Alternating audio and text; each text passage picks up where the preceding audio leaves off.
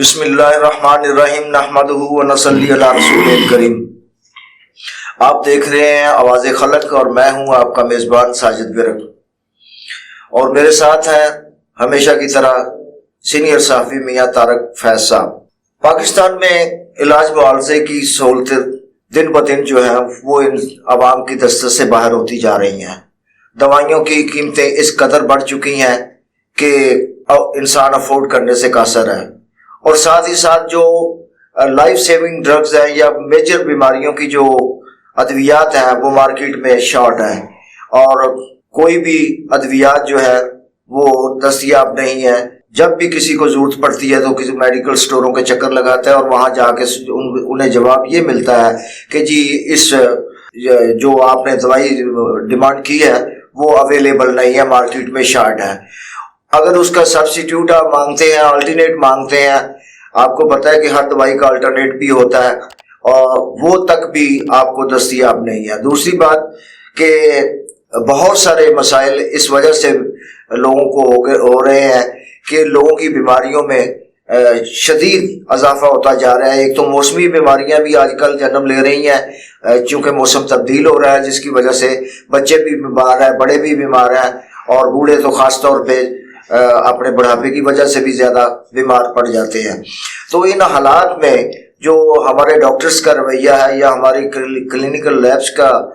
جو رویہ ہے اس کے بارے میں میں آج پوچھنا چاہوں گا میاں طارق فیض صاحب سے کہ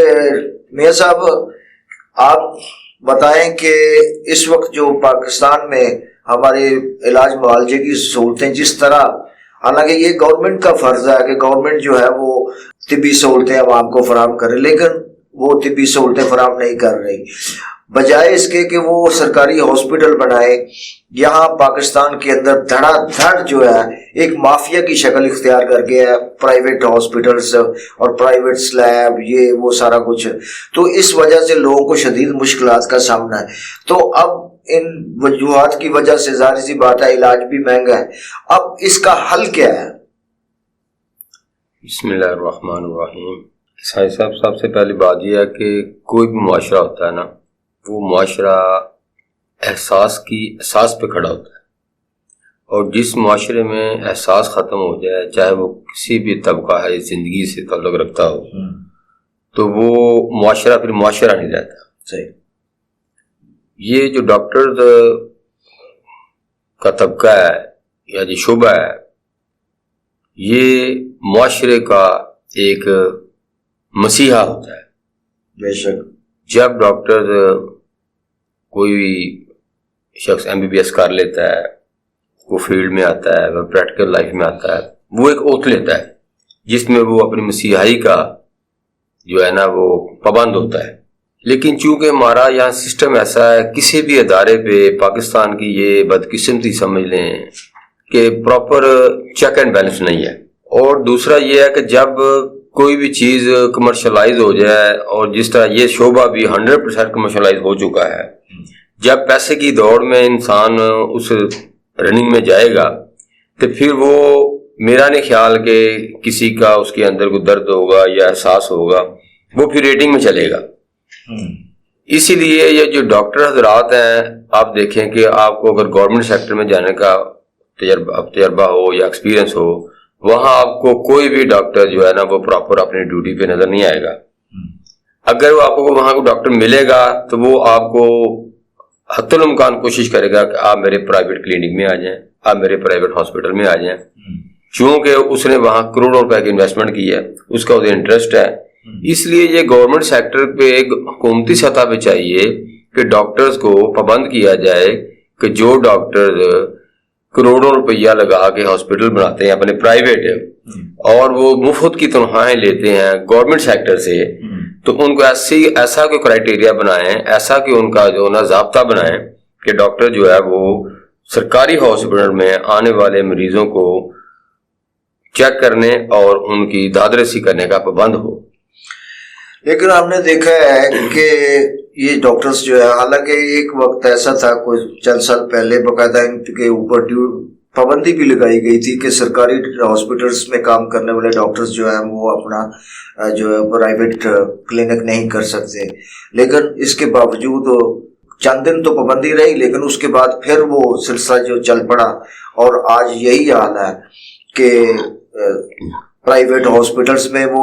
या तो उनके अपने क्लिनिक या हॉस्पिटल हैं, जो बहुत बड़े मतलब पैसे वाले लोग हैं वो तो अपना हॉस्पिटल बना लेते हैं, और जिनके पास पैसा नहीं होता वो दूसरे हॉस्पिटल में एज ए कंसल्टेंट डॉक्टर्स के तौर पे काम कर रहे होते हैं।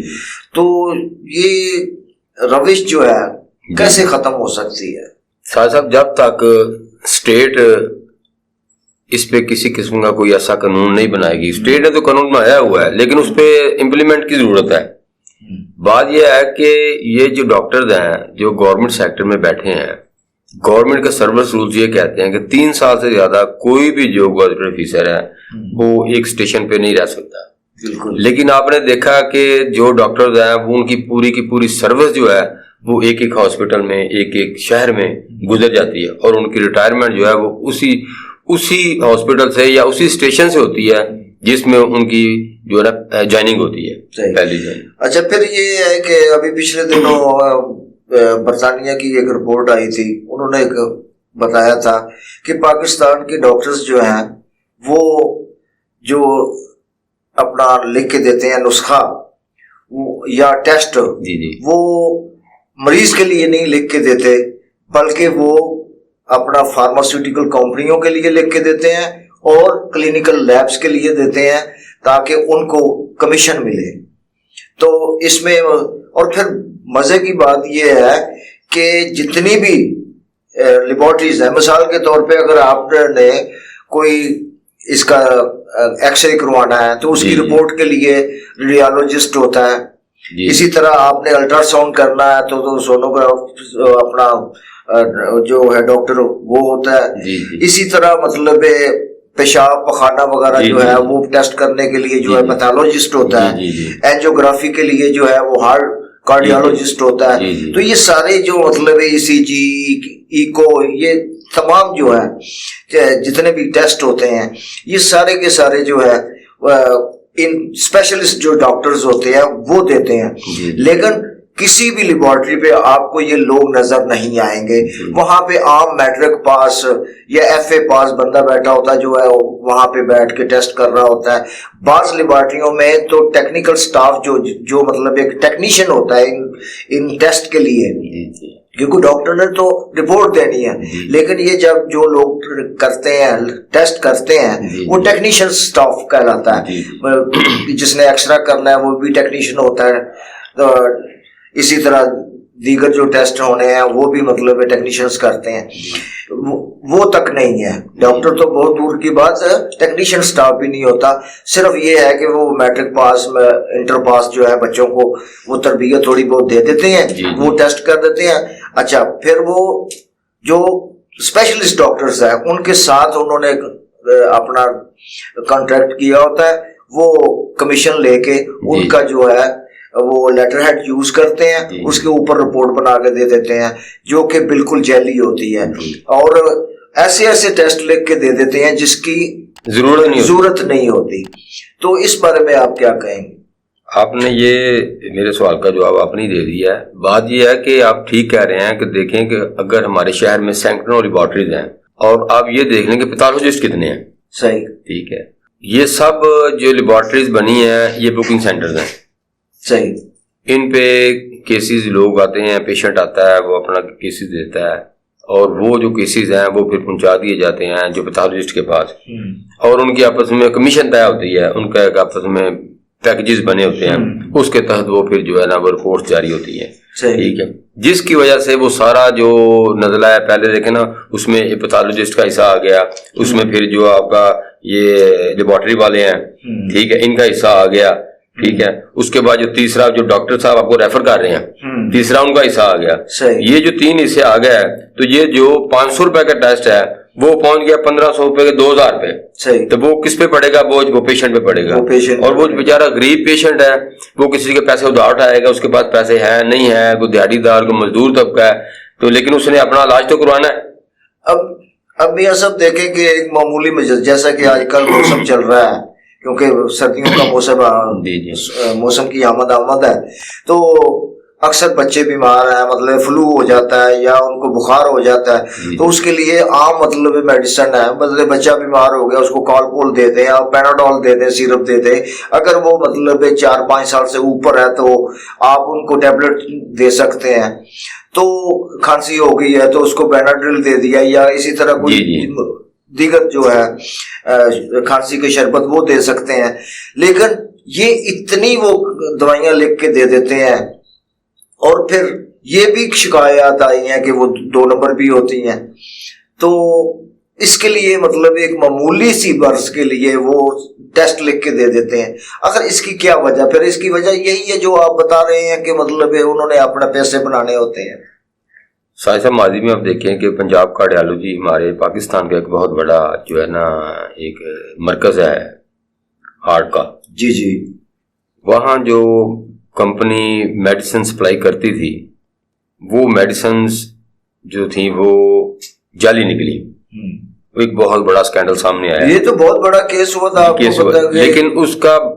بنا کیا کسی کو نہیں پتا، وہ دبا دیا گیا۔ آپ کو پتا سٹنگ گورنر جو ہے جی اس کی ڈیتھ ہوئی تھی، اور جب اس کا ایکسپیریمنٹ کیا گیا تو اس کو پتا چلا یہ کہ جتنی بھی لائف سیونگ ڈرگز اس کو دی گئی تھی وہ ساری کی ساری جعلی تھی۔ اور جس ملک میں، جس کنٹری میں ہیڈ آف اسٹیٹ کا یہ حال ہے اور اس سطح پر وہ ہو رہا ہے، اور ان لوگوں کا جو اس میں ملوث ہیں ان کا کیا بنا؟ ان کا کچھ بھی نہیں بنا، وہ سارے جو سکینڈل تھا، جو وہ سارا معاملہ تھا، اس کو دبا دیا گیا۔ اس کا مطلب یہ کہ یہ لوگ جو اتنے بااثر ہیں کہ جو حکومتیں ہیں وہ بھی ان کے آگے بے بس ہیں۔ اس لیے یہ ہے کہ جو اسٹیٹ ہے، جو گورنمنٹ ہے، یہ تو اس کو چاہیے نا کہ ہر سطح پر ان لوگوں کو دیکھے، اور دوسری یہ ہے کہ جو ان کا گٹھ جوڑ ہے، گٹھ جوڑ کو ختم کیا جائے۔ یہ جو فارماسیوٹیکل کمپنیز ہیں اور جو ڈاکٹرز ہیں، پھر یہ ہمارے جو پیتھولوجسٹ ہیں، ان کا جو گٹھ جوڑ آپس میں ہے، جو اس کے اندر مڈل مافیا جو ہوتا ہے اس کو ختم کیا جائے، تو پھر کہیں اس کا ایک مکمل آپریشن کرنے کی ضرورت ہے۔ اور وہ آپریشن کون کرے گا؟ اب تو وہ جو عوام ہے ان کی جو آخری امید کی کرن ہے، وہ تو میں سمجھتا ہوں، یا جو عوامی رائے ہے آج کل چل رہی ہے، تو جنرل آصف منیر صاحب جو ہیں ان کا یہ عوام کا مطالبہ ہے ان کے آگے کہ وہ اس پہ غور کریں اور اس پہ کسی نہ کسی طرح کوئی ایسی کمیٹی بنائیں یا کوئی ایسا یا جو نا اس کو بنایا جائے یہ اس کے اوپر ایکشن لے اور اس کی تمام جو ہے رپورٹس بنا کر خفیہ رپورٹس ایجنسیز کی اس کے مطابق آپریشن کیا جائے اور جو اس میں ملوث ہیں ان کے خلاف تادیبی کارروائی کی جائے. اور ڈاکٹر جو ہیں جو میرا مطلب ہے کہ تنخواہ گورنمنٹ سے لیتے ہیں لیکن کروڑوں روپے کے جو ہاسپٹل بنائے ہیں یا جو ہاسپٹل میں شام کو پرائیویٹلی ہزاروں روپیہ لاکھوں روپیہ تنخواہیں لیتے ہیں تو ان کو یا تو ان کو فارغ کیا جائے, گورنمنٹ سیکٹر علیحدہ ہو پرائیویٹ سیکٹر علیحدہ ہو. تو کیا گورنمنٹ کو یہ نہیں چاہیے کہ اگر گورنمنٹ جو ہے کمپلیٹ مطلب ہے کوئی ہاسپٹل نہیں بنا سکتی کسی بھی جگہ پہ, لیکن ایسا تو کر سکتی ہے کہ پبلک پرائیویٹ پارٹنرشپ پہ ہاسپٹل بنائے جس میں ان کو مطلب فیسیلیٹیٹ کیا جائے اور جن لوگوں کے جو پرائیویٹ پارٹنر ہو ان کو محدود کر دیا جائے کہ بھئی اس سے زیادہ آپ وصول نہیں کر سکتے. ایسا سسٹم بھی تو لایا جا سکتا ہے. جی یہ گورنمنٹ کو چاہیے, یہ ریاست کی ذمہ داری ہے. تعلیم میڈیکل جو ہے یہ ریاست کی اولین ذمہ داری ہے اور اس لیے گورنمنٹ کو چاہیے اس سلسلہ میں کوئی ایسے اقدامات کرے جس سے عام آدمی کو عام عوام کو ریلیف ملے اور یہ جو اپنا ڈاکٹرز ہیں ان کا جو ایک مافیا کی شکل اختیار کر چکے ہیں ان کا گٹھ جوڑ جو ہے اس کو ختم کیا جائے. اب یہ جو ٹرسٹ ہاسپٹل بنائے ہوئے ہیں مختلف لوگوں نے نام ٹرسٹ کا دیا ہوا ہے, 10-15 مریض جو ہے وہ ٹرسٹ وہ مطلب کم قیمت پہ فری جس کو کہہ سکتے ہیں آپ معمولی مطلب فیس پہ وہ چیک کرتے ہیں اور اس کو میڈیسن وغیرہ لکھ کے دے دیتے ہیں, لیکن اس کے بعد جو ہے وہ سارے کے سارے پیشنٹ پرائیویٹ دیکھتے ہیں. یہ بھی ایک بہت بڑا ڈرامہ ہے یہاں پر. وہ صرف یہ ہے کہ دیکھیں نا آپ کسی بھی ٹرسٹ ہاسپٹل چلے جائیں عام آدمی کی پہنچ سے باہر ہے. وہ جو پیشنٹ آتے ہیں کسی ریفرنس سے ان کو تو چیک کر لیتے ہیں, جو دیگر پیشنٹ جاتے ہیں مریض جاتے ہیں ان کو وہ ہزاروں روپے کا بل اس کو تھما دیتے ہیں, وہ बेचारा सर पकड़ के रह जाता है कि मैं आया तो ट्रस्ट हॉस्पिटल में था,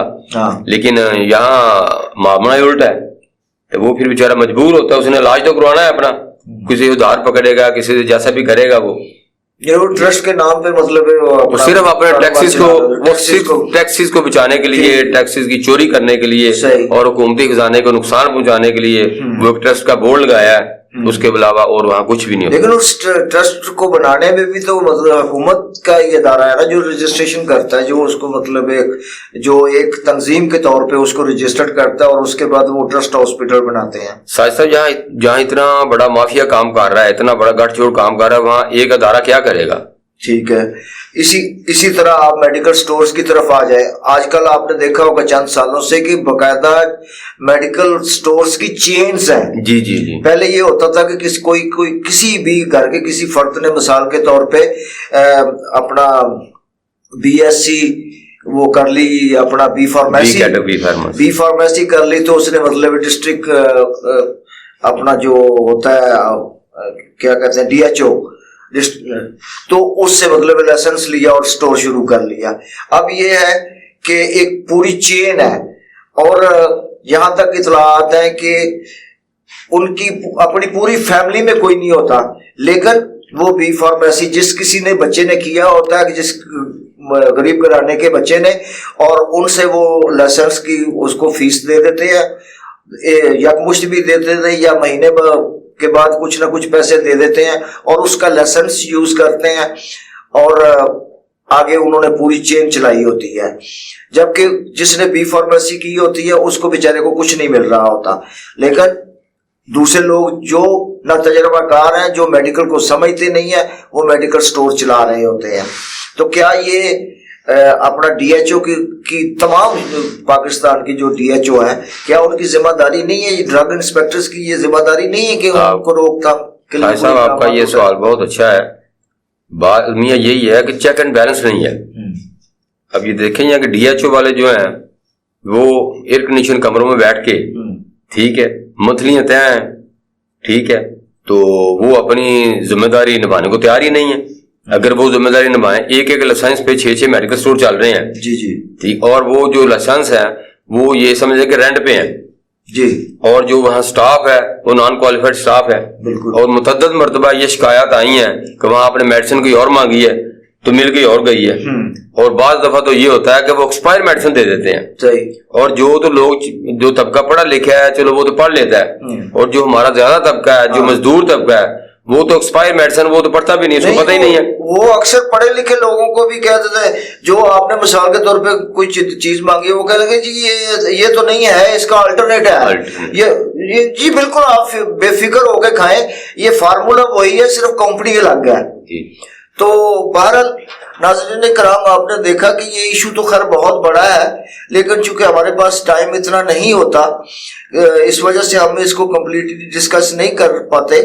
तो इंशाल्लाह आइंदा भी किसी प्रोग्राम में इसको डिस्कस करेंगे, क्योंकि ये अवामी मसला है, आवाम की सेहत से रिलेटेड है, और हुकूमत को अब यही दरख्वास्त ही कर सकते हैं, क्योंकि पाकिस्तान के अवाम जो है वो अब अरबाब इख्तियार से दरख्वास्तों पे आ गए हैं, अर्जियों पे आ गए हैं, इल्तिजाओं पे आ गए हैं, मिनरल समाजत पे आ गए हैं। अब क्योंकि आज तक जो हक इस कौम का इसको मिलना चाहिए वो तो मिला नहीं है, लेकिन चलो